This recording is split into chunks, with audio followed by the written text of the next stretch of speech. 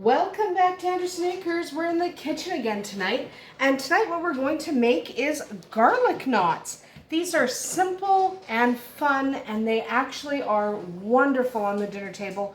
They're nice and garlicky and full of butter. So let's get started. The first thing you're going to need is your favorite bread dough. So I'm just using my basic white dough, but you could do this with a whole wheat or a rye or really whatever you like.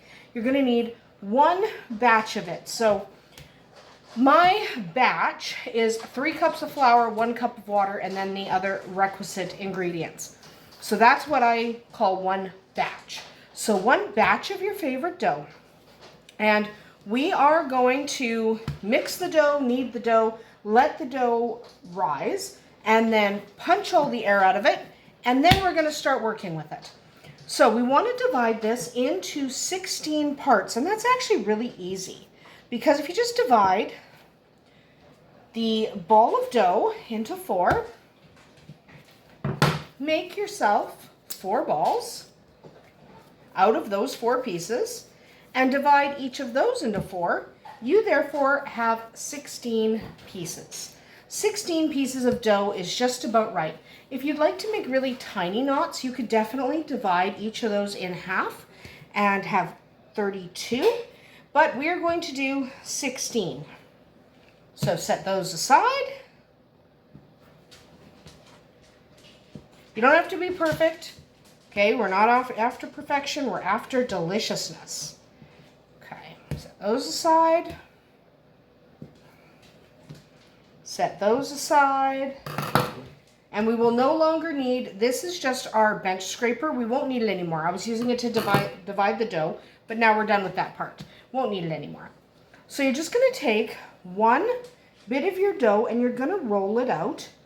And you want to roll it out to 5 or 6 inches across. It doesn't have to be huge. Okay, so 5 or 6 inches. Now I happen to have a gauge here. I have these circles that are exactly a certain inch. So this is a 6-inch circle. This is therefore a 6-inch piece of dough. So you don't need it huge. Once you have that piece of dough, you can give it a little bit of a stretch. And you're going to wrap it around a finger or 2. You can use 2 fingers if you need to. I have little fingers, so I typically use 2.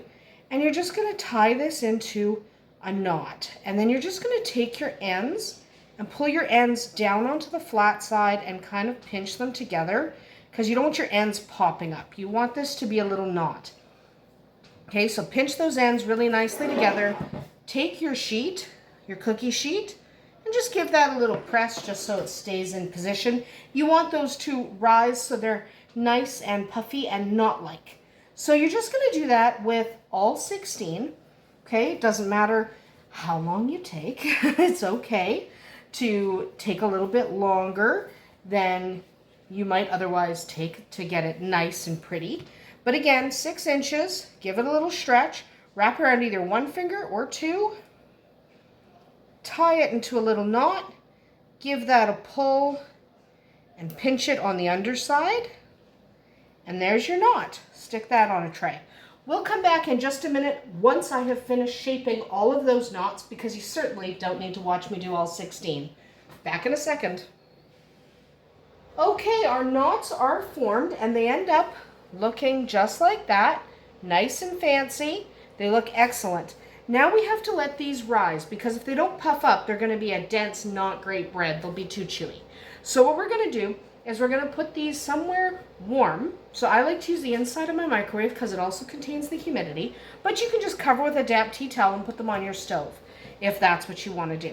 But we need to set them aside for 45 to 60 minutes so that they can all puff up and rise nicely. Okay, make sure they're pretty evenly spaced so when they rise, they don't all bash into each other because that's not good. But set them aside, let them rise for 45 to 60 minutes. We'll come back when they've puffed up. There they are, all puffed up. Our nice little knots are ready to go in the oven.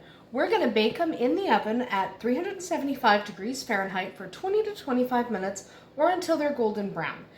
So what we need to do is stick them in the oven, and then a few minutes before they come out of the oven, we'll get ready for our next step because the next step has to be done when they come out of the oven piping hot.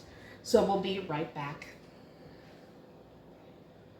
Okay, so the knots are still in the oven. We are just waiting for them to finish baking. We've got just a couple minutes left.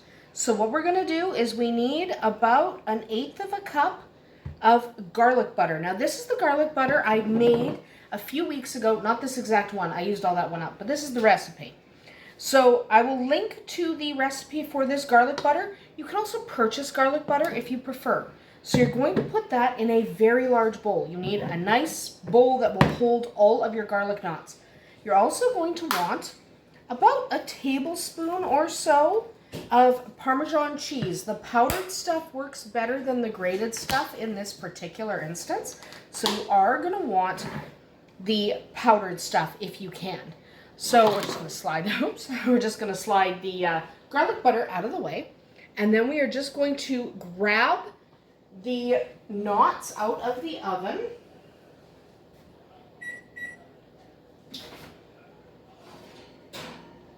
Okay, put them on our pads here.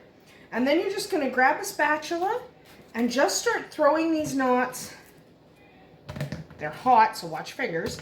But just start throwing those knots in the bowl. Okay, you don't have to be gentle about it. Just chuck them in. It's really not as complicated to make these as sometimes people make it sound. These are really easy. So just throw them in the bowl. Just chuck them. No big deal. Just chuck them. Don't miss the bowl. And watch your fingers because these are extremely hot. Okay? Whew, those are hot, hot, hot. Now we can get rid of our pan. And what you're going to do now, you're just going to start tossing these in the butter and the Parmesan. That butter will be melting pretty fast under there because these are very, very hot. Okay? If you think you need a little more butter, you can add a little bit more. And you can use your spatula to turn them as well if you don't like tossing. I prefer tossing, but this works just as well. You can move that butter around, cut the butter into a couple of different pieces. If you want it to melt faster is fine. But just remember that it'll get on your spatula. So I do prefer to toss, but you can do it any way you like. So what we're going to do is we're just going to toss them another couple minutes until everything is melted and looking delicious. And you notice that happens pretty quick. They get nice and coated. You want all sides coated. So just keep tossing or mixing if you prefer mixing. Just keep doing that until your butter is entirely melted. And it's okay to let them sit for 30 seconds here and there while you wait for that butter to melt because it will melt. These are blazing hot. They do have to be blazing hot for this to work. And it is a little bit easier if your butter is already softened. So take it out of the fridge a couple hours before you do this, just so that you know that your butter will be soft enough. So these are looking yummy. And we're just gonna see how much of the butter is left to melt, which is honestly not that much. Okay, so now what we're going to need is a serving dish. I'm just using a pie plate. These do wonderfully in a pie plate. So just check and see if any of your butter is still melting, and if it is, just wipe it on there. And then what we're going to do is we're just going to transfer these gently to a serving dish. You can use any serving dish. It doesn't really matter. And of course, there's always going to be that one that gets away from you. But any serving dish you've got, I'm using a pie plate.